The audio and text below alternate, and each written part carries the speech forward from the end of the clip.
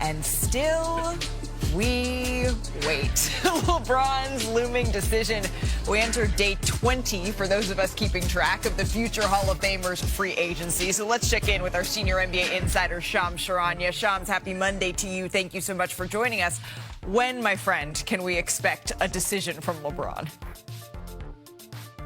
Look, we're on week 4 now, I believe, and everyone in the NBA is waiting on LeBron's decision, his choice now. And I spoke to Rich Paul, his longtime agent, this morning. And Rich Paul made it clear to me that the choice is LeBron James's right now. It's up to him on a choice of which team he wants to play for.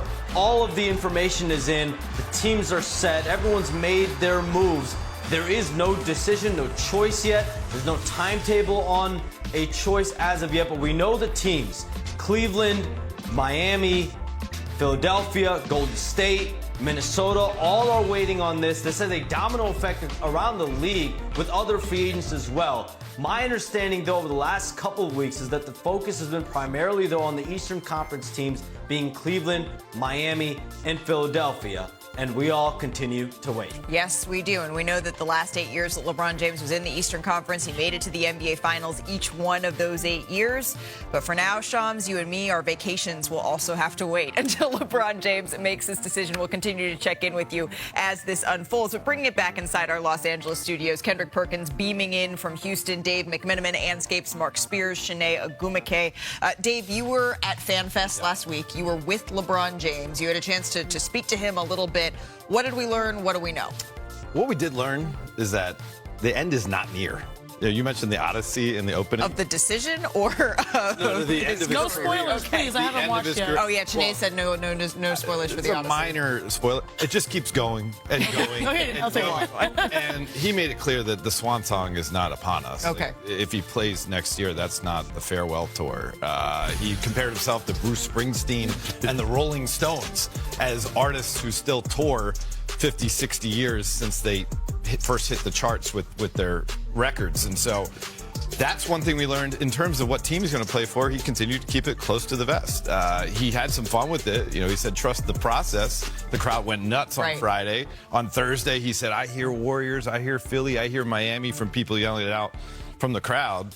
He's not let anything. What he did do was echo what he said after Game 4 in the OKC series. Okay. It's like, I want to be in a competitive environment where I wake up every day and I want to pour myself into the work, and we're all working towards a common goal. And that so remains the same thing. Right, and that's where you get maybe the Eastern Conference conversation when you talk about being competitive, giving yourself the best chance to win. Perk, we saw you out there at FanFest too. Did you get a chance to talk to LeBron?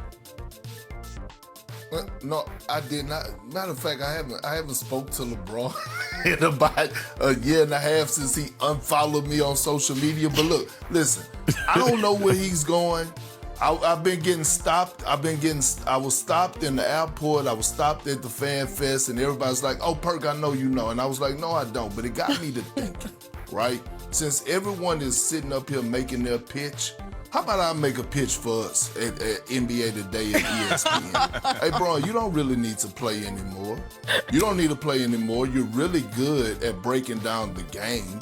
You have a high IQ for the game of basketball. And I'm pretty sure that over here at the worldwide leader, the Mouse, we could pay you more than vet minimum. You know what I'm saying? We could pay you more than vet minimum. How about you go ahead and close this chapter of your career and start your new one? We're waiting on you, my brother. You see what Tom Brady is doing? All GOATs have the transition of doing something great and moving on. Maybe the time is now. Well, Perk, you might be still blocked on social media by LeBron. I did say hello, and it was nice to see him. But I also saw James Harden when I was hosting the Fanatics Fest stream, and I was like, James, what's your pitch? Because you are at the top of the list. A lot of people feel like Cleveland could be an opportunity. And he said, basically in different words, I'm paraphrasing, what's understood need not be explained.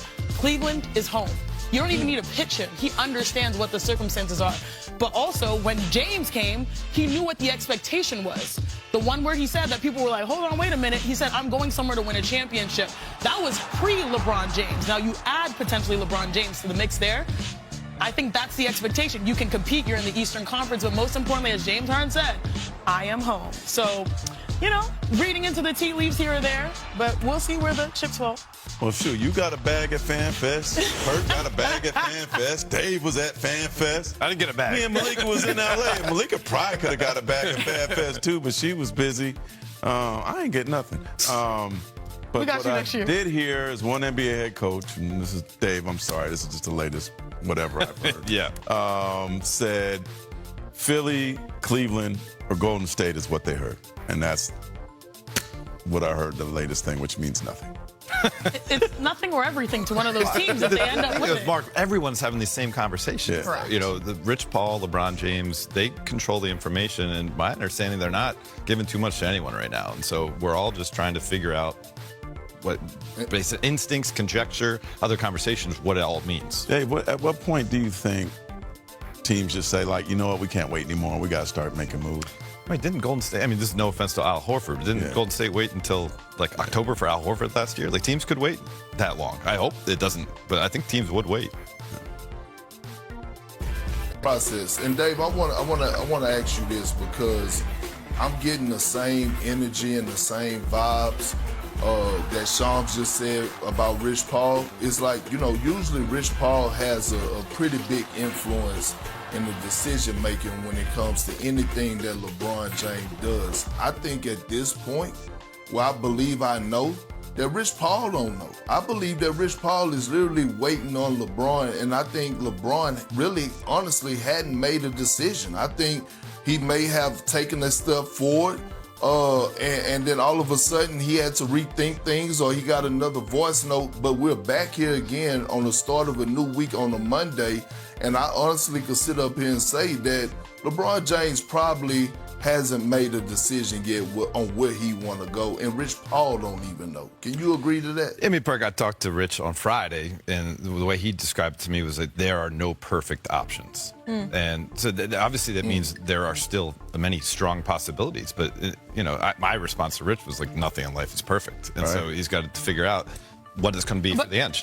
Now I'm curious, because all of us, with the exception of Mark and Malika, we're pounding the pavement in New York at, you know, Fanatics Fest.